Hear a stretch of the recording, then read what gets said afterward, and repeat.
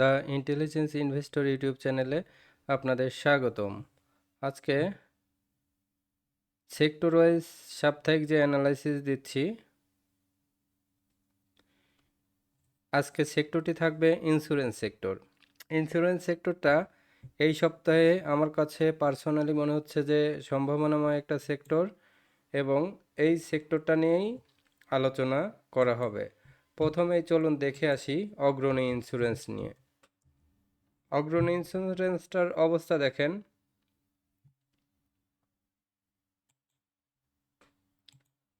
ওয়েভলেন্থে চলে যাই।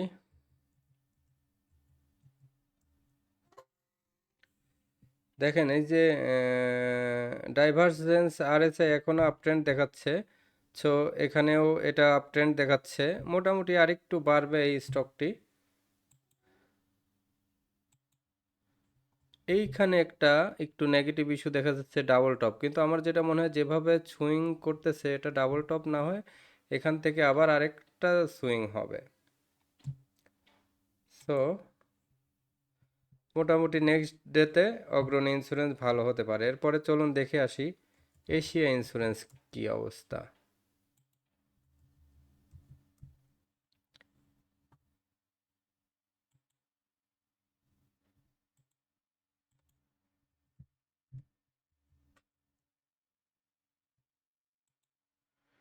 এশিয়া ইন্স্যুরেন্সটাই যে এখান থেকে একটা ব্রেকআউট নিলে অনেক ভালো হওয়ার সুযোগ আছে, এবং আশা করি ব্রেকআউট নিয়ে ভালো হবে। এরপরে সবচেয়ে এই দুটার ভিতরে বেশি ভালো মনে হচ্ছে এশিয়া প্যাসিফিক ইন্স্যুরেন্সটা। দেখেন এই দিন হচ্ছে 4 দিন টানা বাড়ার মাঝে একদিন ছোট রেড হয়েছিল, আজকে আবার একটু বড় রেড দিয়ে ফেলেছে এবং একটা শুটিং স্টার টাইপের। এখানে মনে হয় না কারেকশন হবে। যদি কোনো কারণে আবার রেড হয় তাহলে এটা এখান থেকে আর আগাবে না, আর যদি এখান থেকে পরের দিন গ্রিন হয়ে যায় তাহলে এখান থেকে মোটামুটি 60 টাকা হওয়ার সম্ভাবনা খুব দ্রুত। এরপরে বিজিআইসিটা দেখে আসি আমরা। মার্কেট খারাপ থাকলে অনেকের গ্রাফ অনেক খারাপ হয়ে যায়।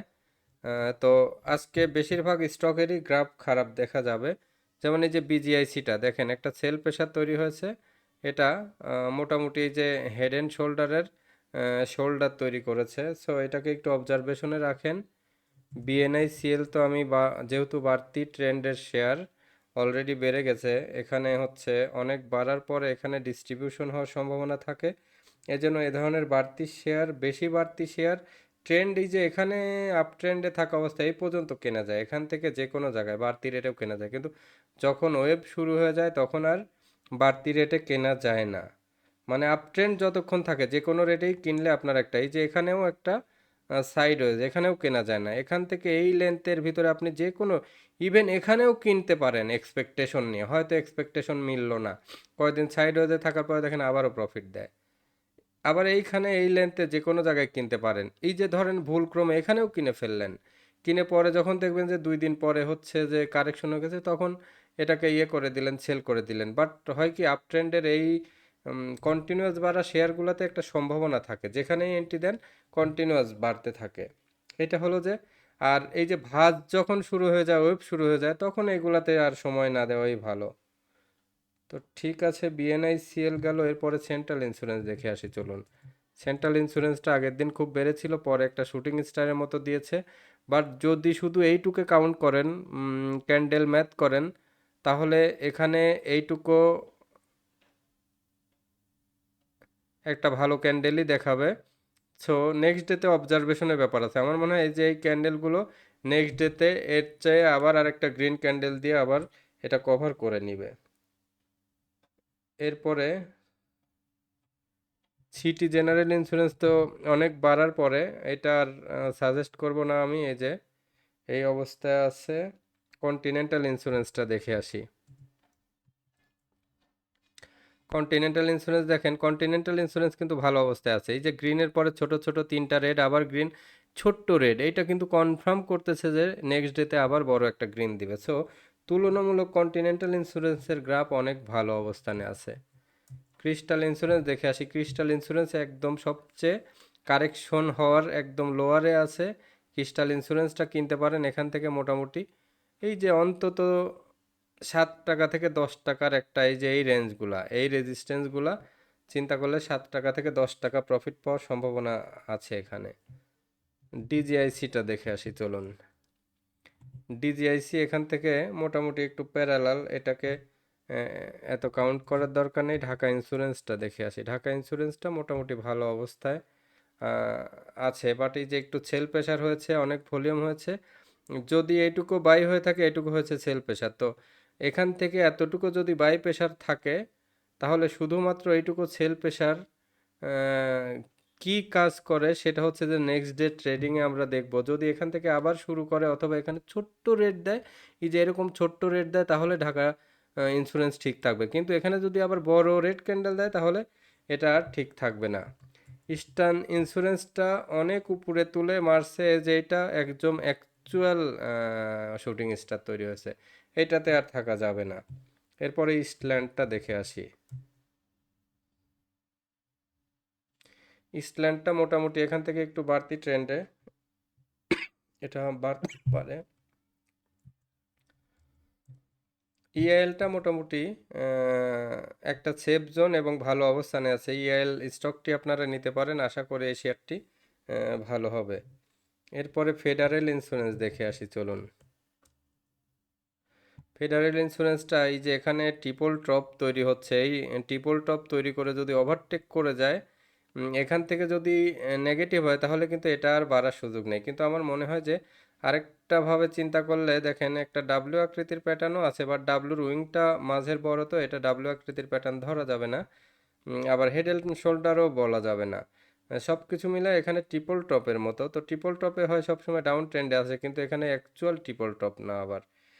দেখা যাক, এটা অবজারভেশনে রাখতে হবে।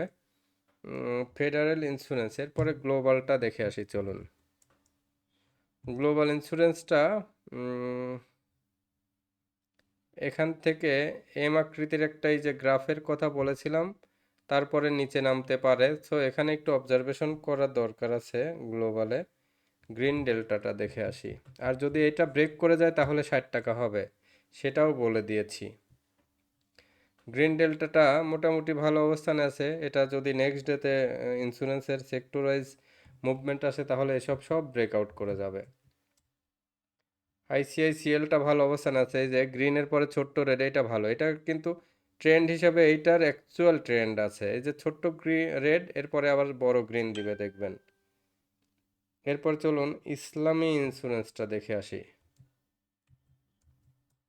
ইসলামী ইন্স্যুরেন্স কি অবস্থায় আছে? ইসলাম ইন্স্যুরেন্সটা মোটামুটি যে এখানে একটা রেজিস্ট্যান্সে বাধা পেয়েছে, সো এখানে আর এটাকে কাউন্ট করা যাবে না। বাড়ার পরে যখন রেজিস্ট্রেশনে বাধা পায় তখন সেটাকে আর নজরে নেওয়া যাবে না। এটারও পজিশন খুব একটা ভালো অবস্থানে নেই জনতা ইন্স্যুরেন্স। এরপর আমরা কর্ণফুলীটা দেখে আসি। কর্ণফুলীর এখনও ট্রেন্ড ঠিক আছে, এখনও আপ ট্রেন্ড ধরে রেখেছে। এটা আরও দেখতে থাকেন। তারপরে মেঘনা ইন্স্যুরেন্সটা দেখে আসি। মেঘনা ইন্স্যুরেন্স এখান থেকে বাড়ার সুযোগ আছে, অনেক কারেকশন হয়ে লোয়ারে আছে, সো এখান থেকে 4-5 টাকা বাড়ার সুযোগ আছে মেঘনা ইন্স্যুরেন্সটা। এখন এই যে যেগুলো নিচে আছে এই শেয়ারগুলোই আপনাদের কিনতে হবে। মার্কেন্টাইল ইন্স্যুরেন্সটা দেখে আসি। মার্কেন্টাইল ইন্স্যুরেন্স এই যে রেজিস্ট্যান্সের এখানে একটা এনগাল্ফ হয়েছে, এটা একটু নেগেটিভ ইস্যু। সো এখানে এনগাল্ফ যেহেতু হয়েছে, এই শেয়ারটা আবার একটু কমবে, কমার চান্স আছে, সো অবজারভেশনে রাখেন। এরপরে নিটোল ইন্স্যুরেন্স দেখে আসি। নিটোল ইন্স্যুরেন্স তো লাস্টের দিন সবচেয়ে ভালো অবস্থায় ছিল এবং হল্টেড ছিল। সো নিটোল ইন্স্যুরেন্স আরও একটু আগাতে পারে। এখান থেকে মোটামুটি আরও 2-3 দিন ভালো থাকতে পারে। নর্দার্ন ইন্স্যুরেন্স দেখে আসি চলুন।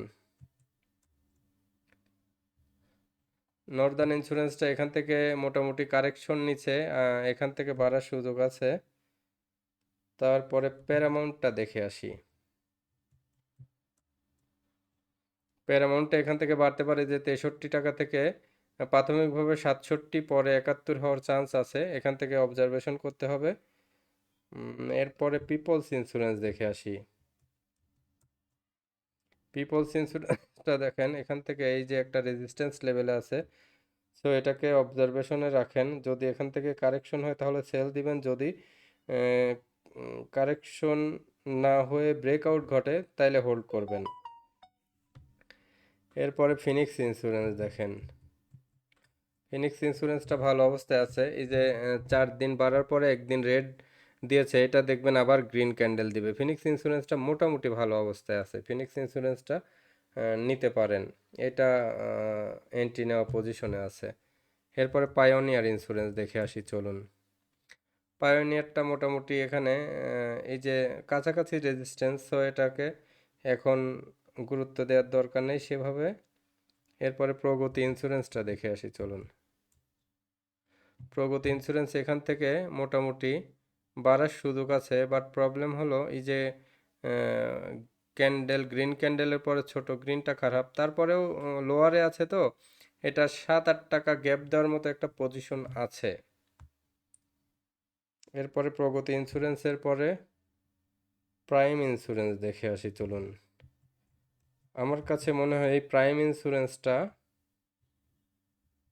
একটা বড় প্লে হতে পারে। এখানে দেখেন 3 দিন টানা বাড়ার পরে একটা ছোট কারেকশন হয়েছে রেড, এটাকে নেক্সট ডেতে আমার মনে হয় এটা আবার বড় গ্রিন ক্যান্ডেল দিয়ে কভার করে উপরের দিকে যাবে।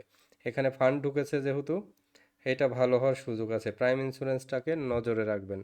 এরপরে চলুন দেখে আসি প্রভাতী ইন্স্যুরেন্স। প্রভাতী ইন্স্যুরেন্সটা এখান থেকে এই যে ছোট ছোট ক্যান্ডেল দিয়ে এখান থেকে দেখবেন আবার 70 টাকা যাবে ইনশাল্লাহ। এরপরে প্রভাতীর পরে পুরবিটা দেখে আসি চলুন। পুরবিটাও এখান থেকে বাড়বে, সুযোগ আছে, এই যে 36 পর্যন্ত একটা যাওয়ার সুযোগ আছে। এরপরে রিলায়েন্সটা দেখে আসি চলুন। রিলায়েন্স ইন্স্যুরেন্সটা এটা এনগালফিং করেছে, তো এটা ডাউন হবে, এটাকে কেউ নেন না, হাতে থাকলে সেল করে দেন। এরপরে রিপাবলিকটা দেখে আসি। রিপাবলিকটা এখান থেকে বাড়ার সুযোগ আছে, এই যে গ্রিনের পরে ছোট রেড, সো এখান থেকে আবার একটা বড় গ্রিন ক্যান্ডেল হবে। এরপরে রূপালী ইন্স্যুরেন্স দেখে আসি চলুন। রূপালী ইন্স্যুরেন্সটাও বাড়ার সুযোগ আছে, এই যে 30 থেকে 33 টাকা যাওয়ার একটা সুযোগ আছে। এরপরে SICL দেখে আসি। শিকদার ইন্স্যুরেন্সটা এখান থেকে কারেকশন শেষ, আমার মনে হয় এখান থেকে আবার ঘুরবে। দেখেন এই যে ওয়াই শেপের মতো একটা গ্রাফ করার চেষ্টা করেছে, সো এখান থেকে আবার 42 টাকা হবে মনে হচ্ছে শিকদার। SICL এর পরে দেখে আসি SIPLC। বড় রেড ক্যান্ডেল দিয়েছে, এটাকে নিয়ে চিন্তা ভাবনা করার দরকার নেই। সবচেয়ে গ্রাফ ভালো আছে এই যে এখন যেটা দেখাচ্ছি সোনার বাংলা ইন্স্যুরেন্স। সোনার বাংলা ইন্স্যুরেন্স সেখান থেকে নিঃসন্দেহে কেনা যায় এবং স্ট্রংলি বাই পজিশনে এই শেয়ারটি আছে। দেখেন এখান থেকে মোটামুটি 6 টাকার মতো একটা গ্যাপ পাওয়া যায়, 5-6 টাকা ইজিলি গ্যাপ পাওয়া যায় সোনার বাংলা। সোনার বাংলা EIL এই দুইটা শেয়ারই কেনার পজিশনে আছে। আর এই যে আরেকটা দেখালাম ফিনিক্স ইন্স্যুরেন্স, প্রাইম ইন্স্যুরেন্সও বাড়বে। সো এই কয়টা ইন্স্যুরেন্সে নজর রাখেন। স্ট্যান্ডার্ড ইন্স্যুরেন্স এটা ট্রেন্ড খুব একটা সুবিধার মনে হচ্ছে না। এরপরে টাকা ফুলটা দেখে আসি। টাকা ফুলটা বেড়ে এই যে একই লেভেলের ছোট ছোট ক্যান্ডেল দিচ্ছে, তো এটা কিন্তু আবার বাড়বে। সো টাকা ফুলটাকে নজরে রাখেন, এখানে ছোট্ট একটা বক্স তৈরি করতেছে দেখেন, এই বক্স থেকে ও আবার উপরের দিকে উঠে যাবে, নিচে নামবে না। যেভাবে ট্রেন্ড নিয়েছে টাকা ফুলটা আপনারা কিনতে পারেন। এরপরে টাকা ফুলের পরে ইউনিয়ন ইন্স্যুরেন্স দেখে আসি।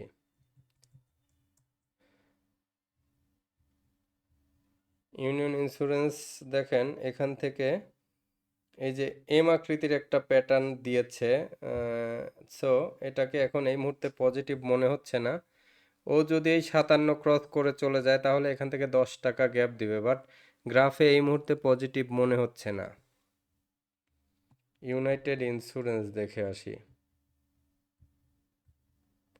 ইউনাইটেড ইন্স্যুরেন্সটা দেখেন বড় একটা গ্রিন দিয়েছে, এরপরে একটা শুটিং স্টারের মতো, সো এটাকে ফলো রাখতে হবে। যদি আবার গ্রিন ক্যান্ডেল দেওয়া শুরু করে, এই যে এখানে 70 যদি ক্রস করে দেয় তাহলে এটা আবার 10 টাকার একটা ইজি প্রফিট পাবেন বা আরও বেশি পেতে পেতে পারেন। সো আপনারা কয়টি শেয়ার ভালো দেখলেন সামারাইজ করি। সামারাইজ হলো, একটা সেফ জোনে আছে EIL, সোনার বাংলা ইন্স্যুরেন্স, এই দুইটা সেফ জোনে আছে, কেনা যায়।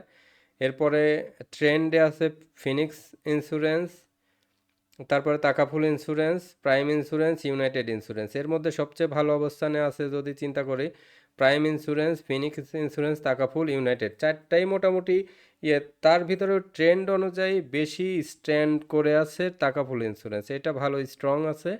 আর ওইদিকে প্রাইম ইন্স্যুরেন্স, এই দুটাকে আপনারা দেখতে পারেন। থার্ড পজিশনে ফিনিক্স ইন্স্যুরেন্স এবং ইউনাইটেডটা দেখতে পারেন। চারটা ইন্স্যুরেন্স আর এদিকে দুইটা, ছয়টা ইন্স্যুরেন্স সাজেস্ট করলাম। আপনাদের এর মধ্যে যেটা ভালো লাগবে। আর নিটোল যদি ওই দিন দেখবেন যে 1-2%-এর মধ্যে পেয়ে যান, নিটোল ইন্স্যুরেন্সটাও নিতে পারেন। এই কয়টি শেয়ার সম্পর্কে আপনাদের সাজেস্ট করলাম, যার যেটা ভালো লাগে নেবেন। আমি শুধু সেক্টর ওয়াইজ আপনাদের গাইড করলাম।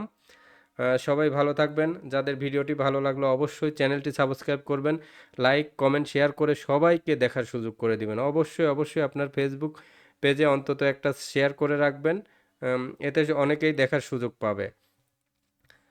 আর এই যে আমার হোয়াটসঅ্যাপ নাম্বার 01722202992, এই হোয়াটসঅ্যাপ নাম্বারে যোগাযোগ করুন।